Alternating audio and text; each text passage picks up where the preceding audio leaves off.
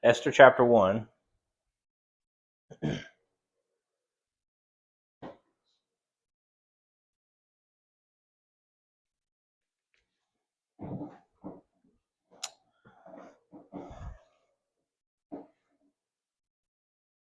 Esther chapter 1. We're going to look at the whole chapter tonight.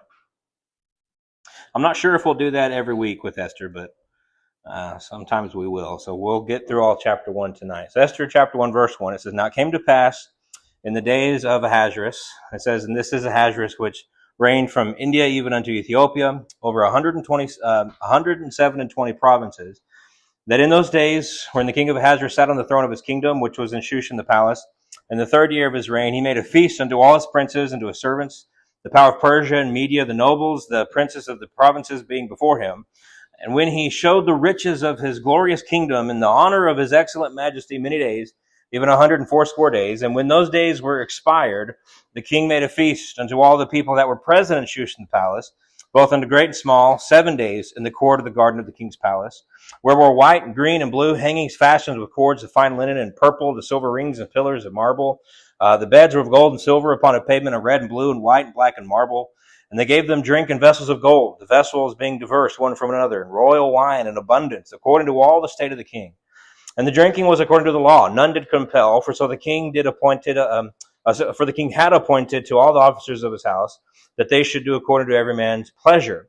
Also Vashti the queen made a feast for the women in the royal house which belonged to King Ahasuerus. And on the 7th day, when the heart of the king was merry with wine, he commanded Mehuman, Biztha, Harbona, Bigtha, and Abagtha, Zethar, and Carcas, the 7 chamberlains that served in the presence of Ahasuerus the king, to bring Vashti the queen before the king with the crown royal, to show the people the princess her beauty, for she was fair to look on. But the queen Vashti refused to come at the king's commandment by his chamberlains. Therefore was the king very wroth, and his anger burned in him. And then the king said to his wise men, which knew the times, for so was the king's manner toward all that knew the law and judgment. And the next unto him was Karshina, Shethar, Adamatha, Tarshish, Meres, Marina, and Memucan, the 7 princes of Persia and Media, which saw the king's face, and which sat at first in the kingdom. What shall we do to the queen Vashti according to the law, because she hath not performed the commandment of the king Ahasuerus by the chamberlains? And Memucan answered before the king and the princes, Vashti the queen hath not done wrong to the king only, but also to all the princes and to all the people that are in the province of the king of King Ahasuerus. For this deed of the queen shall come abroad unto all women, so that they shall despise their husbands in their eyes, when it shall be reported. Then King Ahasuerus commanded Vashti the queen to be brought in before him, but she came not. Likewise shall the ladies of Persia and Media say this day unto all the king's princes, which have heard the deed of their queen, thus shall there arise too much contempt and wrath. If it please the king, let there go a royal commandment from him, and let it be written among the laws of the Persians and the Medes, that it be not altered, that Vashti come no more before the king Ahasuerus, and let the king give her royal estate unto another that is better than she. And when the king's decree which he shall make shall be published throughout all his empire, for it is great, all the wives shall give to their husbands honor, both to great and to small. And the saying pleased the king and the princes, and the king did according to the word of Memucan.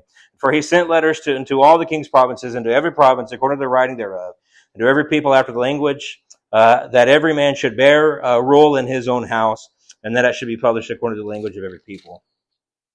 And so what we have here in chapter 1 is, obviously it's the setup for the rest of the book. We have a lot of introductions here. And so the book opens with the description here of King Ahasuerus and 2 very lavish parties, these banquets that are thrown. And banquets are going to be a very common theme in the book of Esther. There's going to be a lot of banquets throughout the whole book. But this was, and I talked about this briefly in the introduction last week, but Ahasuerus here is most certainly King Xerxes. He was a king at a time when Persia was the largest kingdom that the world had ever seen at that particular time. Persia covered modern-day Turkey, Iraq, Iran, Pakistan, Jordan, Lebanon, Israel, parts of Egypt, Sudan, Libya, and Arabia. All of these areas were encompassed in this particular kingdom. It was a vast empire. Like we said, at this time, the biggest that the world had ever seen. And Xerxes was over this.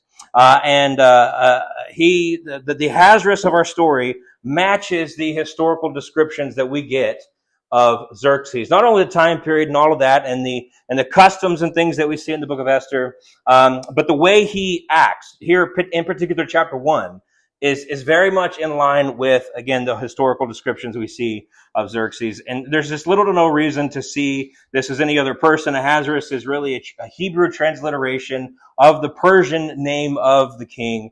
And so all of that leads us to believe that that's who this was. But here Ahasuerus throws two separate banquets, one of these lasting 180 days for the high class of Persia. And there are historical reasons why we think he would do this, probably prepping for war. But nevertheless, he throws this 180-day feast, and then after that was over, another 7-day feast. This is for all the people that were present in Shushan. So he has this kind of high-class, high-society feast, and then a much shorter, smaller feast for those who were there in the palace.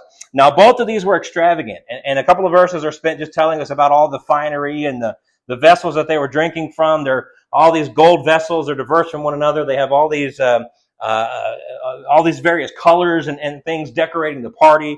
It's lavish and extravagant. And this was by design, obviously. This was to showcase the fact that Ahasuerus was the king of this vast empire. Nobody is as powerful as him. Nobody is as wealthy as him. Nobody has the influence that he has. All of this was to push forward his position. Really, it was to put Ahasuerus on display. And like I said, this is very consistent. When you read some of the descriptions of Xerxes historically, you'll see a man who was given to drunkenness. You'll see a man who was kind of wanton and involved in kind of things he shouldn't have been involved with. He was given quick to anger. All of these things are displayed here in chapter 1. And so at the same time that these feasts are going on, Vashti, the queen, she's throwing her own feast for the women. And so all that kind of sets the scene for some important events that start taking place that lead to what will be the main story of the book of Esther. And so we read, when the heart of the king was merry with wine, he decides to bring Vashti, he says, to show the people and the princes her beauty, for she was fair to look on. Now, what you have to understand is to refuse a commandment. This wasn't a suggestion.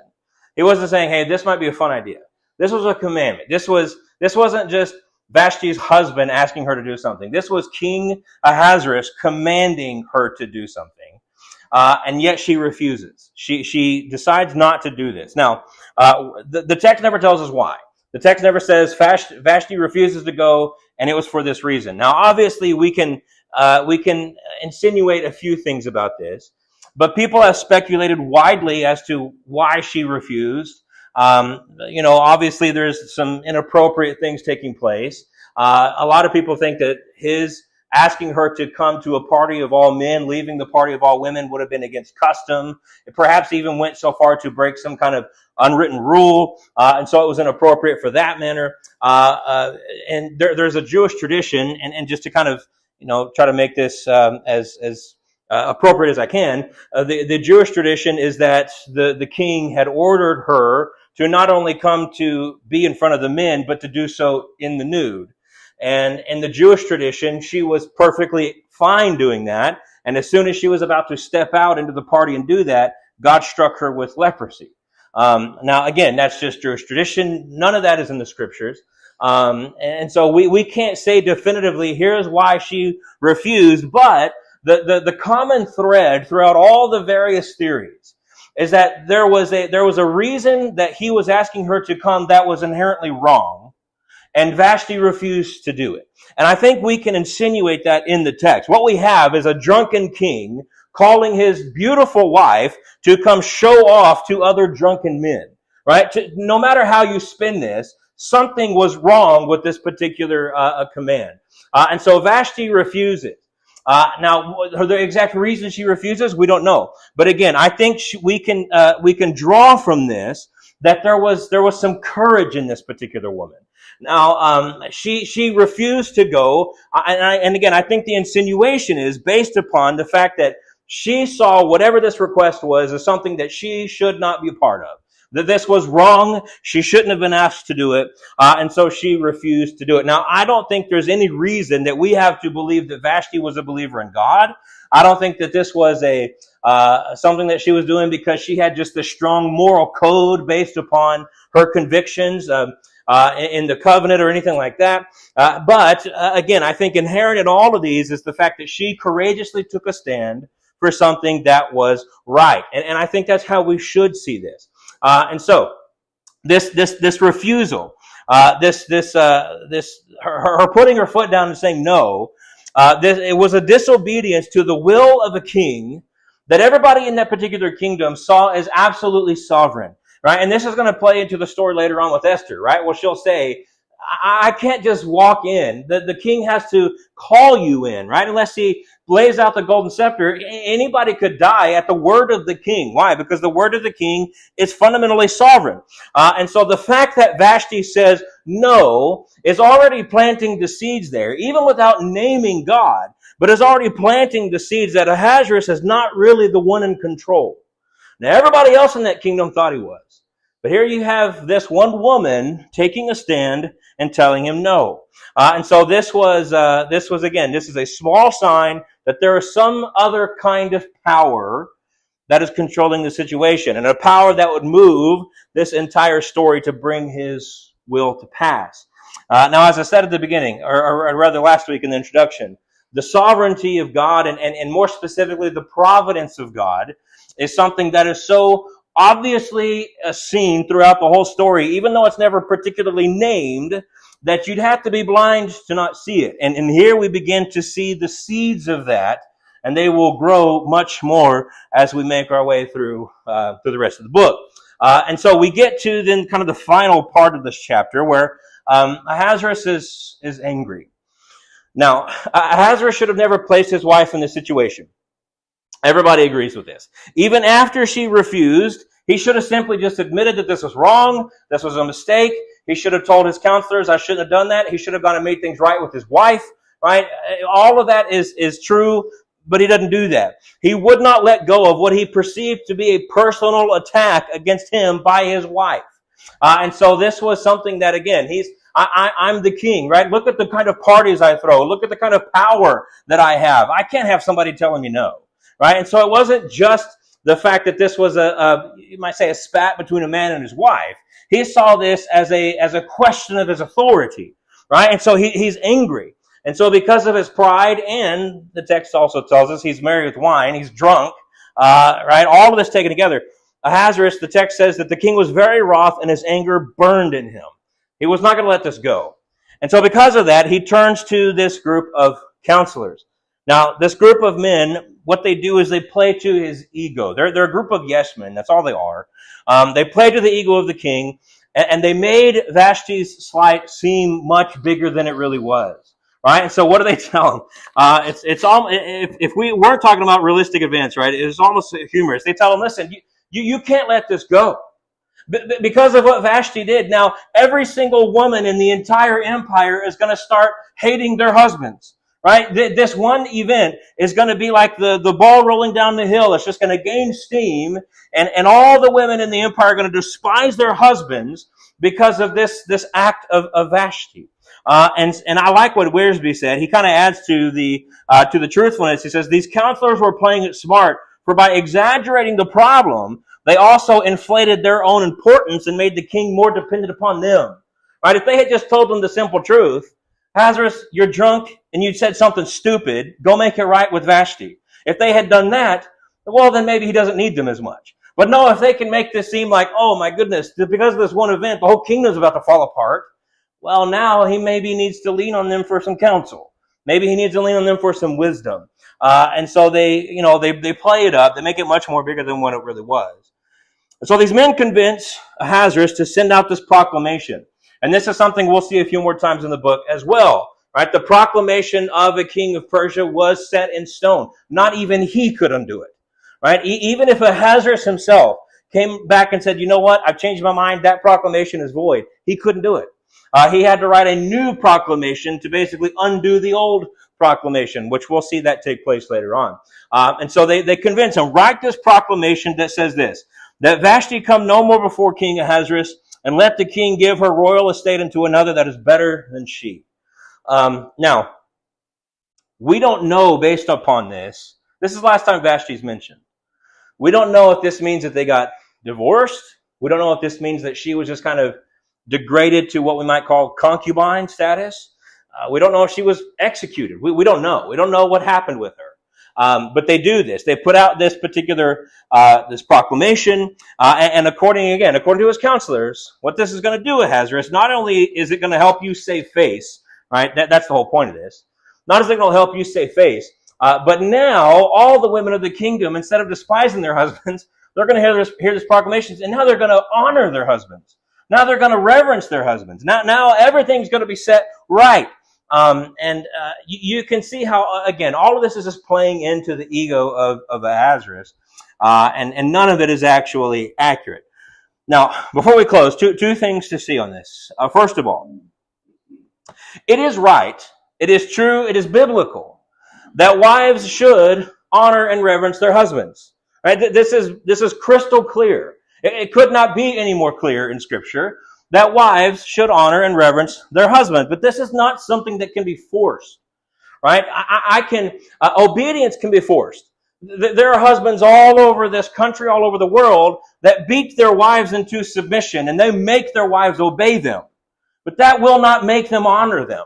That will not make them reverence them. The only way that honor and reverence come is that comes from the heart. That comes from the godly leadership of their husband. That comes from a submissive heart through prayer. That's not something that can be forced. They can send out all the decrees they want, but they can't force a woman to honor her husband. And so we have to understand that there's fighting for what is right and good, and there's trying to do that in the wrong way. What they were saying on the outside was not necessarily wrong, right? What are they saying? We want women to honor their husbands. Well, that's good. But you don't do that through proclamations of the king because he was embarrassed by his wife. That's not how that comes about. And so you work on the heart, and that's where honor and reverence come from. And then secondly, and honestly, this is really the whole point of chapter 1, it sets the stage then for Esther to come in. Right? This is all laying the groundwork for the broader story to play out. And so it sets the stage for Esther to come in and to be the vessel that God uses to save the people of Israel, to save the Jews. And in the proclamation, what do they say? They say they want to let the king give her royal estate into another that is better than she. That's what they said. We want someone who is better than her. I don't think they had any idea that what they said in this proclamation is exactly what was going to happen. That they were going to get a woman better than her. They were going to get a woman that was just as beautiful, but better in every other way. And so to quote Brenneman here, he said, the narrative is now ready to introduce us to a new character. Vashti has courageously entered and exited. She has prepared the way for one to replace her and to exceed her courage.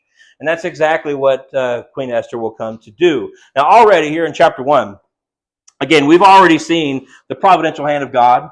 But what I find fascinating about chapter 1 is that God was just as much providentially moving in chapter 1 as he will do in these other chapters when he's leading Queen Esther up to take the position that she did, when he's leading Mordecai to do the things that he did. He's just as much providentially moving here, but what makes it fascinating here is that he's providentially moving through the sinfulness of other people. Right? In chapter 1, what do we see? It's sin everywhere.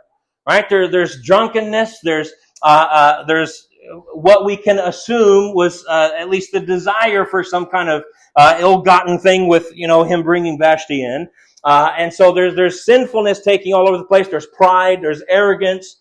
And yet God was using these particular sins of these sinners to control and to bring about his will. And that's exactly what Ahasuerus and all of Persia was about to find out.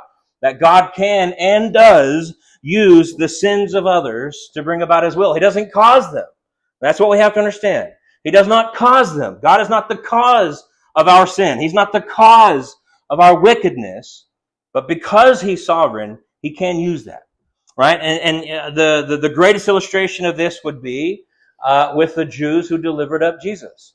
God did not cause the hatred in their heart for his son, but he used the hatred in their heart for his son to bring deliverance for every tribe, language, tongue, and people, right? And so this is what God can and does do, and he is not hindered by the sins of creation.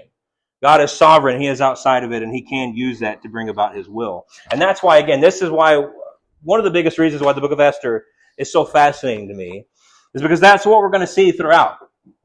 Is that God using, as we said at the beginning, in the introduction, God using normative means to providentially bring about his will. And only God can do that. Nobody else can do that. Only God can do that. And so that's one of the reasons why Esther becomes such a fascinating, beyond, just the intrigue of the story itself. But seeing how God is moving behind the curtain and to see how he moves all things together for his will. All right, so here we have some prayer requests for you, or I guess I'll give you